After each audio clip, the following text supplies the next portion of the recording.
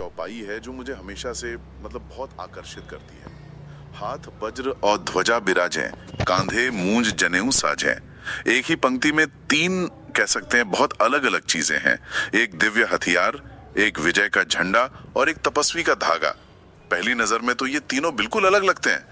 आज हमारे पास जो स्रोत हैं उनकी मदद से हम इसी की गहराई में उतरेंगे, समझने की कोशिश करेंगे कि ये तीन प्रतीक मिलकर हनुमान जी के संपूर्ण स्वरूप की पहेली को कैसे सुलझाते हैं।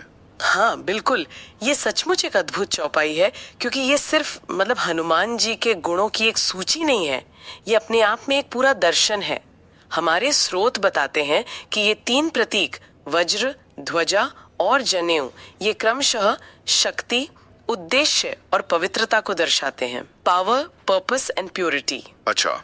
और यही तीनों मिलकर एक आदर्श नायक का निर्माण करते हैं। इनमें से एक भी हटा दे तो वो स्वरूप अधूरा रह जाता है। चलिए इसी को खोलते हैं। शुरुआत वज्र से करते हैं।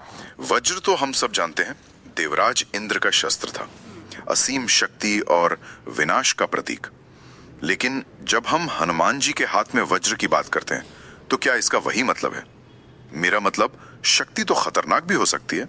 ये बहुत अच्छा सवाल है। देखिए, स्रोत के अनुसार हनुमान जी के हाथ में जो वज्र है वो सिर्फ एक हथियार नहीं है, ये उनकी अपनी आंतरिक अदम्य शक्ति, उनके साहस और संकल्प का प्रतीक है। ये वो बल है जिसे कोई परास्त नहीं कर सकता। और सबसे महत्वपूर्ण बात, ये बल हमेशा दुष्टों के विनाश और धर्म की स्थापना के लिए है। ये वो शक्ति है जो कभी लड़खड़ाती नहीं, क्योंकि इसका आधार नैतिक और आध्यात्मिक है। ये सिर्फ शारीरिक बल नहीं, ये आत्मबल है। ठीक है, तो वज्र उनकी व्यक्तिगत असीम शक्ति का प्रतीक हो गया, लेकिन फिर सवाल ये उठता है कि ये शक्ति किस लिए है? यहीं पर शायद दूसरा प्रतीक ध्वजा तस्वीर में आता है। वो इस शक्ति को एक दिशा, एक उद्देश्य देता है। बिल्कुल सही। अगर वज्र कैसे का जवाब है तो ध्वजा क्यों का जवाब है। स्रोत इसे भगवा पताका कहते हैं, जो विजय का प्रतीक है। पर यह हनुमान जी की व्यक्तिगत विजय नहीं है। अच्छा। ये धर्म की विजय है। ये श्री राम के आदर्शों की, उनके मिशन की विजय है। ध्वजा तो एक तरह से सार्वजनिक ऐलान है कि मेरी सारी शक्ति मेरे प्रभु श्री राम के काम के लिए समर्पित है। ये शक्ति को स्वार्थ से निकालकर परमार्थ से जोड़ देती है। ये बहुत दिलचस्प है। तो वज्र उनकी आंतरिक क्षमता हो गई। बिल्कुल। और ध्वजा उस क्षमता का बाहरी उद्देश्य। हाँ, एक निजी है, दूसरा सार्वजनिक। बिल्कुल। लेकिन यहाँ एक दिलचस्प मोड़ आता है।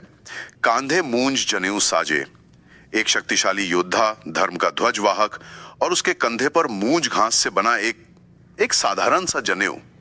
ये तो शक्तिशाली छवि से बिल्कुल विपरीत लगता है। और यही इस चौपाई का सबसे गहरा संदेश है। वज्र और ध्वजा वो बाहरी दुनिया से जुड़े हैं, शक्ति और कर्म, लेकिन मूंज का जनेऊ वो उनकी आंतरिक दुनिया का प्रतीक है। ये उनके ब्रह्मचार्य, तप, संयम और शुद्धता को दर्शाता है। ये हमें बताता है कि इतनी अपार शक्ति को संभालने वाला व्यक्ति अंदर से कितना अनुशासित और पवित्र है। यह जनेऊ ही वो आध्यात्मिक लंगर है जो सुनिश्चित करता है कि वज्र की शक्ति कभी अहंकार में न बदले और ध्वजा का उद्देश्य कभी पथ से न भटके। तो क्या हम ये कह सकते हैं कि जनेऊ के बिना, मतलब आंतरिक अनुशासन के बिना, वज्र विनाशकारी हो सकता है और ध्वजा वो सिर्फ अहंकार का प्रतीक बन सकती है? क्या स्रोत इन तीनों की एक दूसरे पर निर्भरता के बारे में कुछ बताते हैं? आपने बिल्कुल सही सार निकाला है। स्रोत यही संकेत देते हैं कि ये तीनों अविभाज्य हैं। जनेऊ यानी चरित्र की पवित्रता, वो नींव है जिस पर शक्ति यानी वज्र और उद्देश्य यानी ध्वजा की इमारत खड़ी होती है। सही बात है। अगर नींव कमजोर हो तो शक्ति और उद्देश्य दोनों ढह जाते हैं। हनुमान जी का आदर्श यही सिखाता है कि सच्ची वीरता केवल बल प्रदर्शन में नहीं है, बल्कि उस बल को धारण करने वाले चरित्र की शुद्धता में है। तो संक्षेप में ये चौपाई हमें एक आदर्श व्यक्तित्व का खाका देती है। वज्र जैसी अटूट शक्ति, ध्वजा जैसा महान उद्देश्य और जनेऊ जैसी अडिग आंतरिक पवित्रता। हाँ, तीनों मिलकर ही हनुमान जी को वो बनाते हैं जो वो हैं। ये सिर्फ एक वर्णन नहीं, बल्कि एक पूरा जीवन दर्शन है। आपने सही समझा। शक्ति, उद्देश्य और पवित्रता का ये संतुलन ही उन्हें पूजनीय बनाता है। ये चौपाई हमें सिखाती है कि महानता इन तीनों के सामंजस्य में ही निहित है। श्रोताओं के लिए एक विचार छोड़ जाती हूँ। हम सब अपने जीवन में किसी न किसी रूप में शक्ति यानी वज्र और सफलता यानी ध्वजा के पीछे भागते हैं, चाहे वो करियर में हो या समाज में। पर हम अपने आंतरिक अनुशासन और चरित्र की शुद्धता, अपने जनेऊ को मजबूत करने पर कितना ध्यान देते हैं?